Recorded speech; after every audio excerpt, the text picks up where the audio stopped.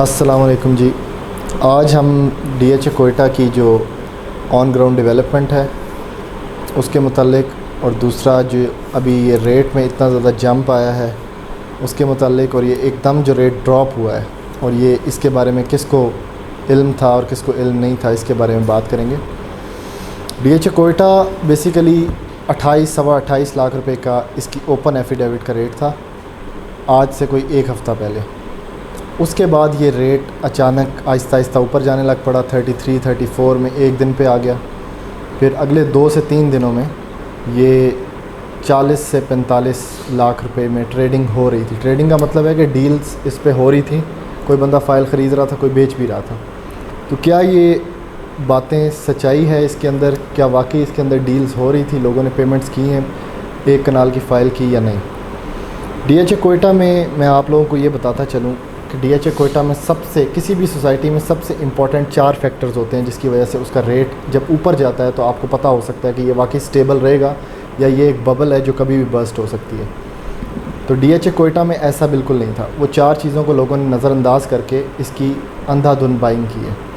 जैसे DHA phase 2 extension, DHA phase 4, DHA phase 5 Islamabad में आप ये देख लें कि डीएचए फ़ेज़ 4 में जो रेट्स ऊपर जा रहे थे उसके पीछे ऑन ग्राउंड डेवलपमेंट थी, दूसरा उसका मैप था, तीसरा उसकी बैलेटिंग हो चुकी थी, और चौथा वहाँ पे अब पोजेशन आनी है।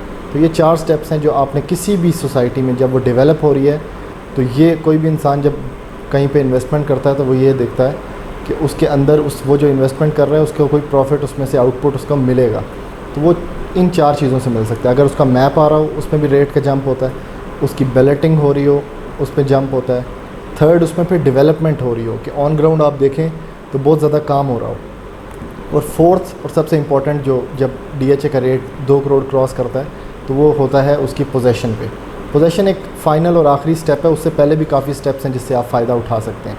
तो डीएचए कोयटा में ऑन ग्राउंड डेवलपमेंट इस टाइम पे आप ये कह लें कि बहुत कम है, क्योंकि ये अर्ली स्टेजेस पे 1 साल 1.5 साल हो चुका है इसे लॉन्च हुए। तो जैसे ही अभी ये रेट इतना फ्लक्चुएट कर रहा था, 28 लाख रुपये से 45 लाख रुपये पे रेट गया है, तो उसमें लोगों ने ये चीज़ बिल्कुल नहीं देखी कि इसका मैप आ रहा है या इसकी बैलेटिंग होगी या ये क्यों रेट ऊपर जा रहा है। तो वो चूँकि थोड़ा सा फेक परचेज़र जिसको आप कहते हैं जब मार्केट में ऐड होता है, जो कि हर रेट पे फाइल डन करता है, तो उसकी वजह से रेट थोड़ा सा आहिस्ता आहिस्ता ऊपर जाने लग पड़ता है। और तीसरी इम्पॉर्टेंट बात यह है कि लोग फ़ाइलें होल्ड कर लेते हैं।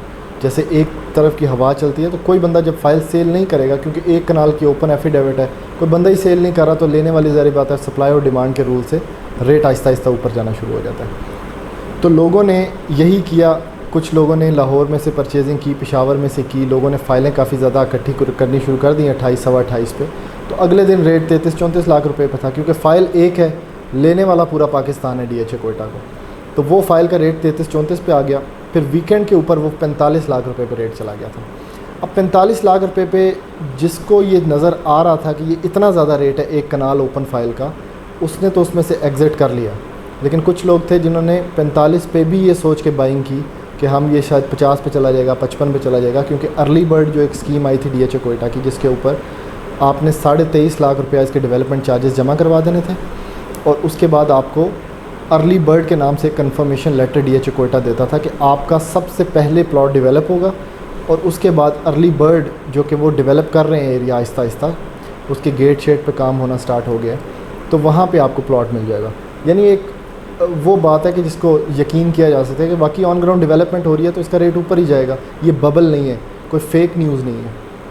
तो अर्ली बर्ड का तो रेट स्टेबल था, लेकिन जो ओपन एफिडेविट था जब 45 पे गया, लोगों ने उसकी परचेजिंग की, चूँकि उसके बैक एंड पे कुछ भी नहीं था, ना वहाँ पे डेवलपमेंट हो रही है, ना उसका मैप आ रहा है, ना बैलेटिंग की कोई डेट अनाउंस की है डीएचए कोयटा ने, तो इसकी वजह से 45 लाख एक वो रेट था जो कि मेरे ख्याल से एंड था।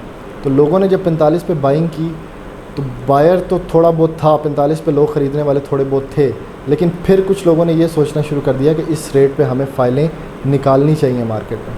तो जब 2-3 फ़ाइलें मार्केट में आई, इस्लामाबाद में 5-6 फ़ाइलें, लाहौर में 4-5 कराची में, लोग बेचना चाह रहे थे उसे, उसमें से एग्ज़िट करने के लिए, तो रेट एकदम से लोगों को लगा कि ये ब्रेक हो रहा है, और फिर कोयटा से भी फ़ाइलें मार्केट में आना शुरू हो गई, जिसकी वजह से रेट में थोड़ा सा ड्रॉप आया। एक ही दिन में 42 लाख रुपए का रेट 45 से आ गया था।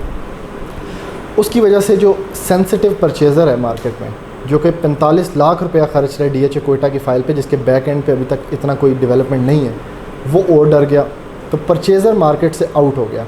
तो सप्लाई एंड डिमांड के रूल से सप्लाई मज़ीद आने लग पड़ी मार्केट में। लोगों ने 38 लाख रुपए की फ़ाइलें लेने की कोशिश की कि शायद वो फ़ाइलें लेके रख लें तो रेट स्टेबल हो जाए, लेकिन जब ज़री बात है एक बहुत बल्क में फ़ाइलें सप्लाई में आती हैं मार्केट में, तो रेट एकदम से ड्रॉप होता है। तो इस टाइम पे जो रेट आज की डेट में चल रहा है वो चल रहा है अराउंड 33 से 34, और फ़ाइलें मज़ीद मार्केट में आ रही हैं।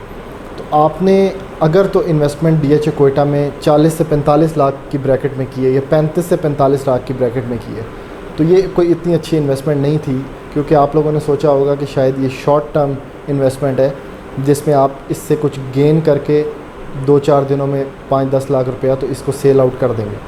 लेकिन खैर इस तरह मार्केट वर्क नहीं करती। आपने थोड़ा सा फ्यूचर प्रॉस्पेक्ट्स को देखना होता है, उसके बाद आपको थोड़ा सा इल्म होता है कि मार्केट किस तरफ जाएगी। और इसके बैक एंड सबसे इम्पॉर्टेंट स्टेप है किसी भी परचेजिंग डिसीजन को लेते हुए, कि उसके बैक एंड पे DHA कोयटा कर क्या रहा है। Basically on ground development, map, balloting, development on ground, और 4th स्टेप पोजेशन, जो कि 4 साल बाद आता है। तो इसमें से किसी स्टेप में भी आपने फ़ायदा उठाना है, लेकिन वो फ़ायदा सिर्फ तब उठाया जा सकता है जब आपको इसके बारे में ख़बर हो, पता हो कि वाकई वहाँ पे मैप लॉन्च होने लगा है या वाकई वहाँ पे बैलेटिंग होने लगी है, ये डेट है बैलेटिंग की।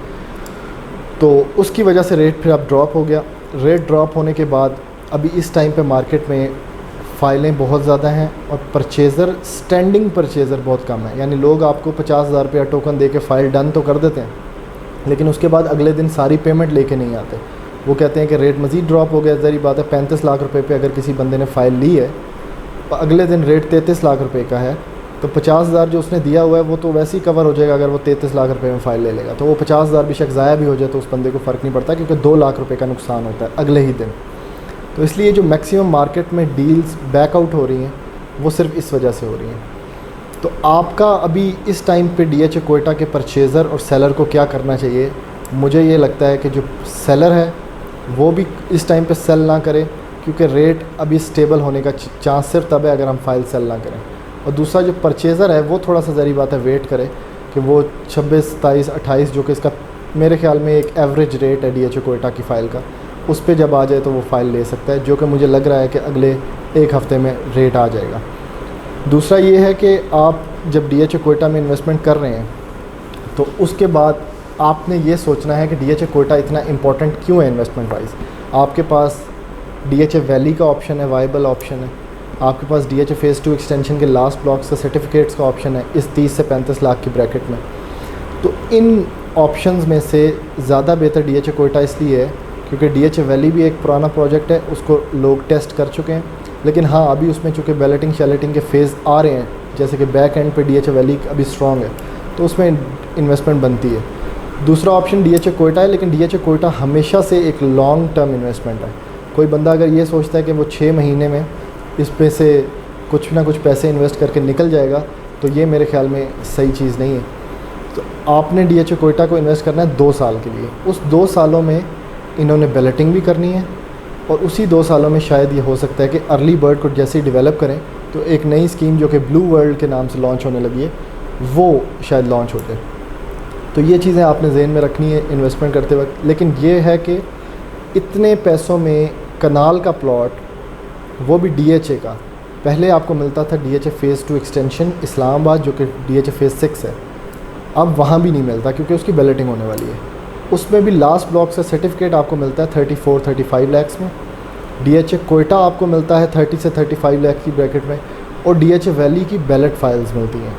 ये 3 वाइबल ऑप्शंस हैं जिस पे आप इन्वेस्टमेंट कर सकते हैं, लेकिन उसके बारे में आपको इतनी इन्फॉर्मेशन होनी चाहिए कि इसमें से DHA कोयटा एक लॉन्ग टर्म इन्वेस्टमेंट है, DHA फ़ेज़ 2 एक्सटेंशन भी एक लॉन्ग टर्म इन्वेस्टमेंट है, और DHA वैली जो है वो एक शॉर्ट टर्म इन्वेस्टमेंट है। यानी आप 8 मरला की अगर उसमें फ़ाइल लेके कुछ अर्सा रुक जाते हैं, जो कि बैलेटेड है ऑलरेडी, तो अभी ये पोजेशन लेटर्स वहाँ पे भेज रहे हैं बैलेट फाइल्स वाले होल्डर्स को, तो उसमें आप डेवलपमेंट चूँकि ऑन ग्राउंड काफ़ी ज़्यादा हो रही है, तो आप शॉर्ट टर्म में उसमें कुछ ना कुछ प्रॉफिट ले सकते हैं। शुक्रिया जी, आज के लिए हम इतना ही बताएंगे DHA कोयटा के बारे में।